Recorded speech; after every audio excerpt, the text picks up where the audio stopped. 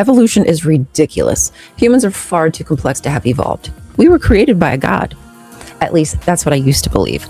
I thought, or I should say I was taught, the creation story in Genesis was perfectly logical, scientific, and anybody who was questioning it just didn't understand intelligent design.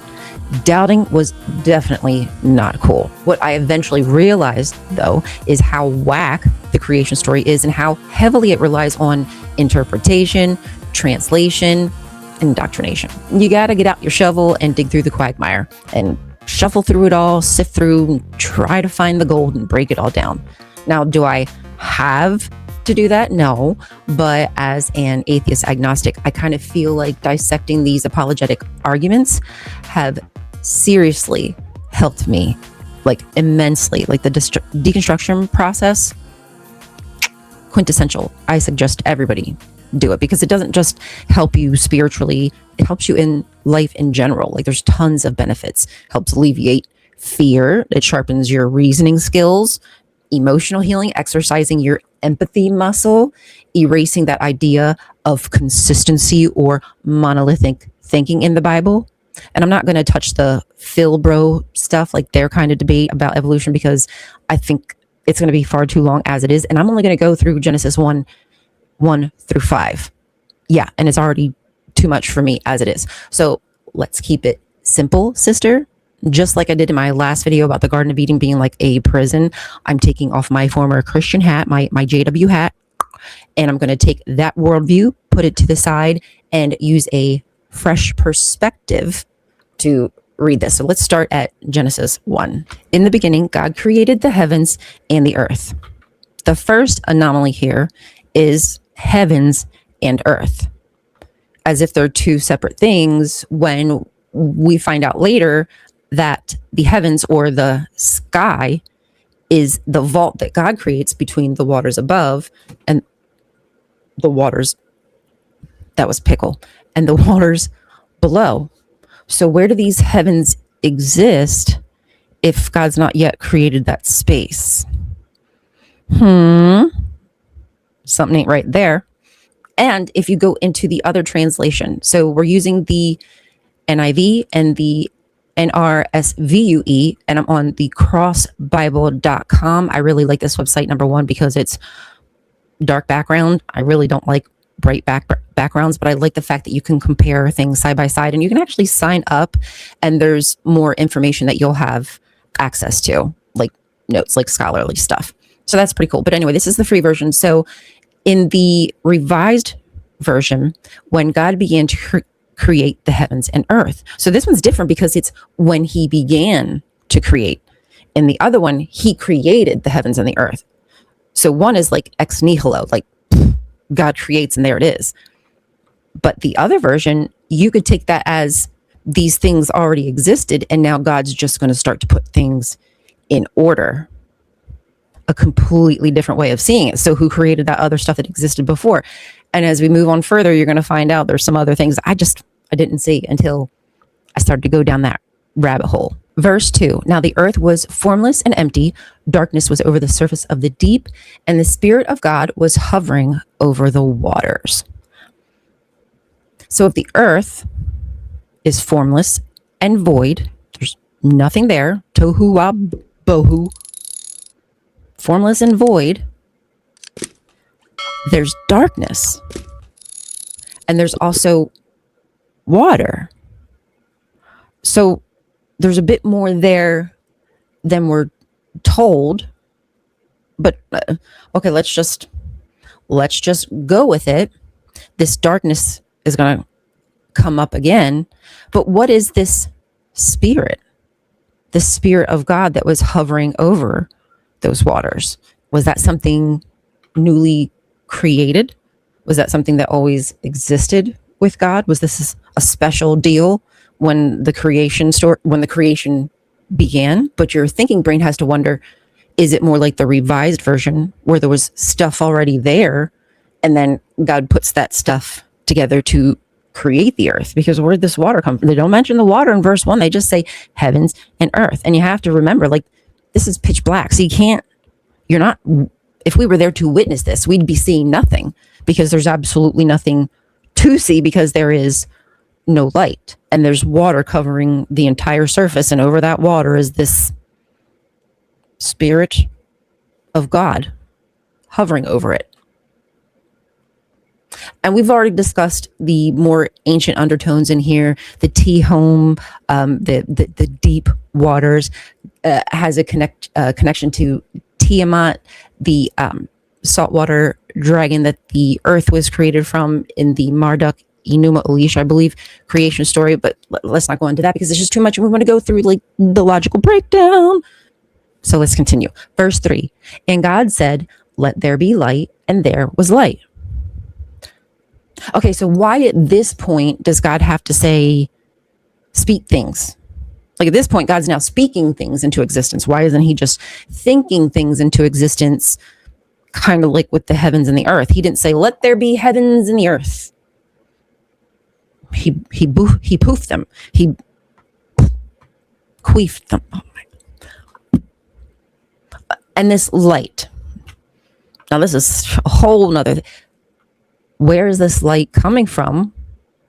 You haven't created the stars. You haven't created the sun. So what's this light that you created? Where is it coming from? Is it like radiation? Is it coming from God's body? Does God have a body and it's coming from his body? What the heck is this light, and why did he have to speak it into existence? Let me check my notes because I need to make sure that I haven't skipped anything. Actually, pause. Oh, one of the questions that I wanted to ask is, why would a so-called perfect creator produce something that is chaotic and unfinished? Like why did he have to go through all these steps, the rigmarole that we're going to read through? I mean, if he's God, like why not just the poof and make it right? Why does it have to be chaotic?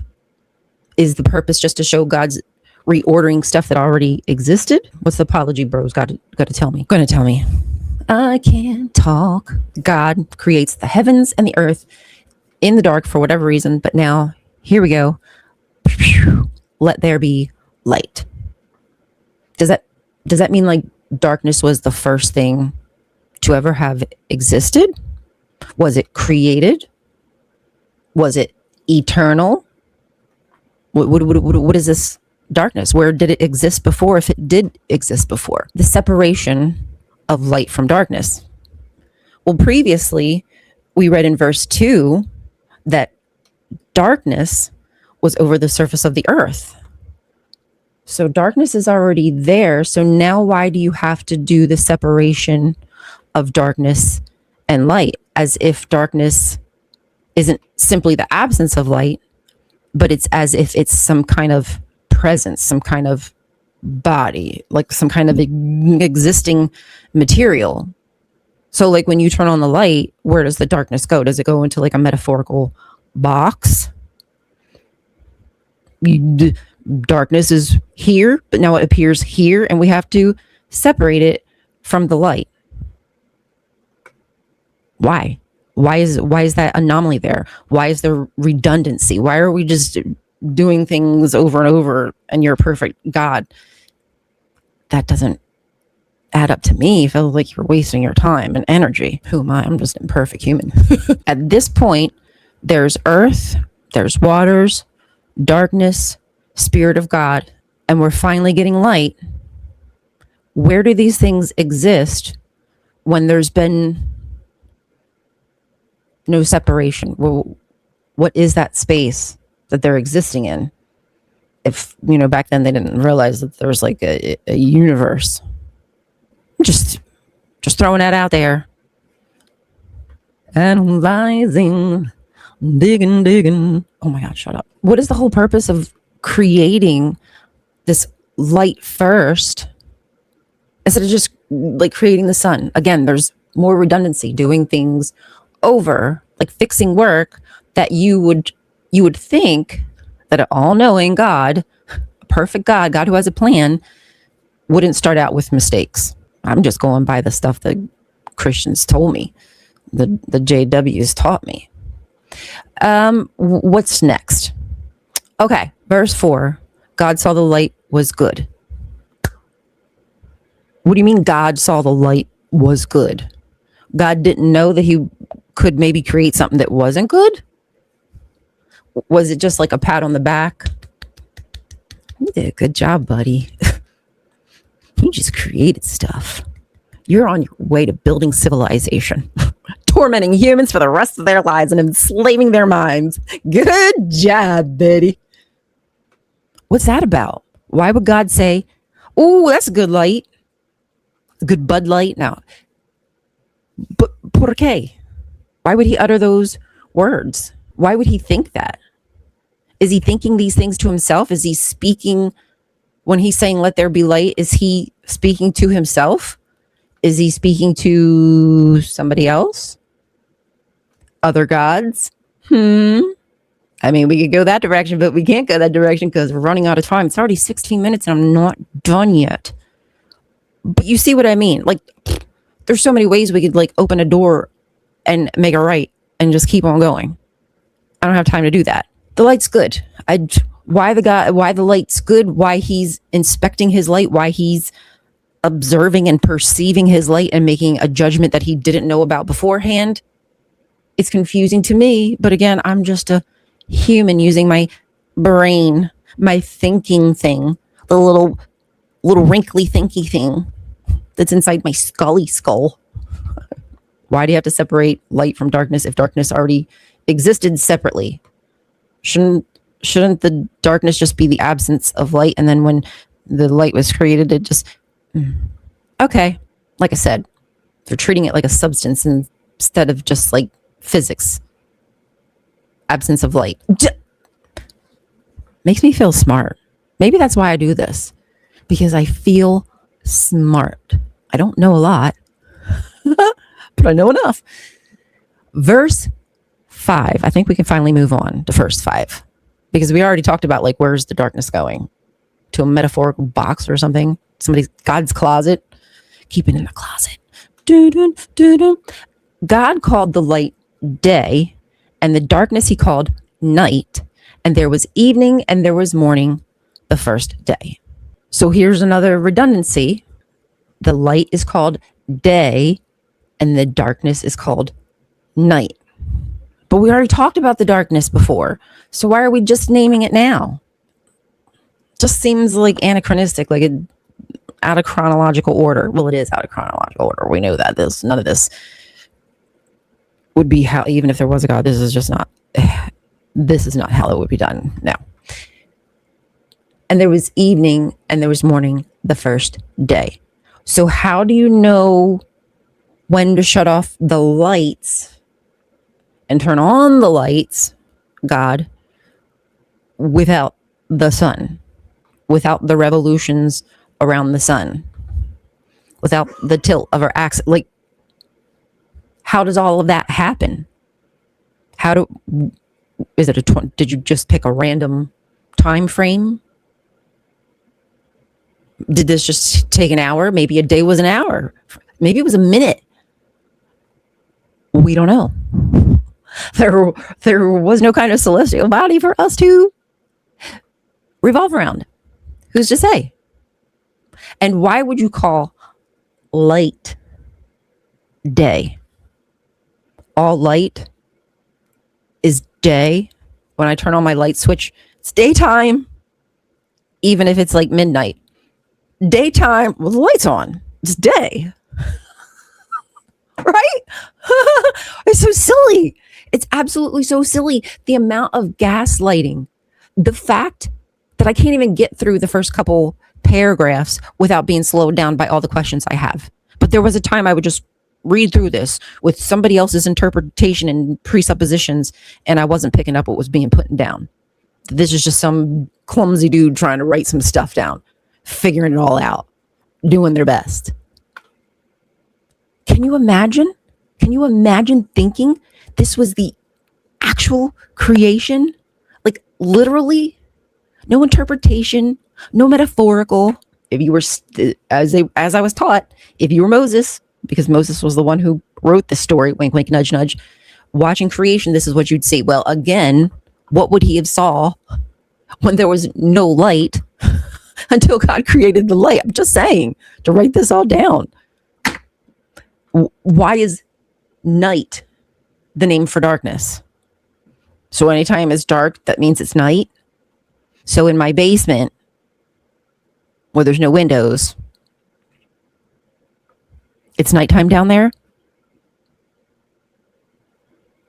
Wow.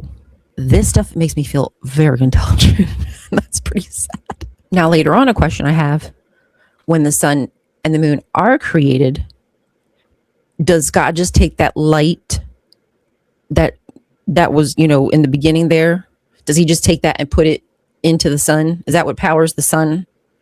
That light? God first created just out of nowhere. There's just light. The first 4 days, there was no evening, no sunset, no sunrise. You didn't have an in-between time. It was just day, night. It's so silly. The light is called day, and also the period of that creation is called a day. Maybe there's just a lack of words here. I mean, it's just God by himself, and he's naming things. I mean, naming them for what? It's just himself. What's the purpose? Again, like, what's the purpose of talking out loud? Who are you talking to, buddy? You're just talking to yourself. You couldn't just think it out loud. What is going on? You guys, it's been 20 minutes that I've been on here jibber-jabbering, so I'm going to ease on down the road. Do not let the apologetics glaze you into accepting this weak-ass story of the hows and why we are here. Stop wrestling with the text.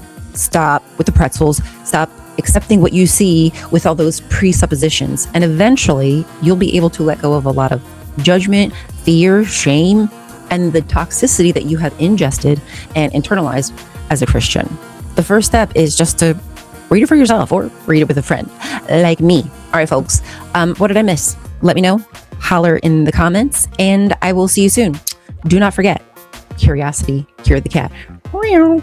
I love you.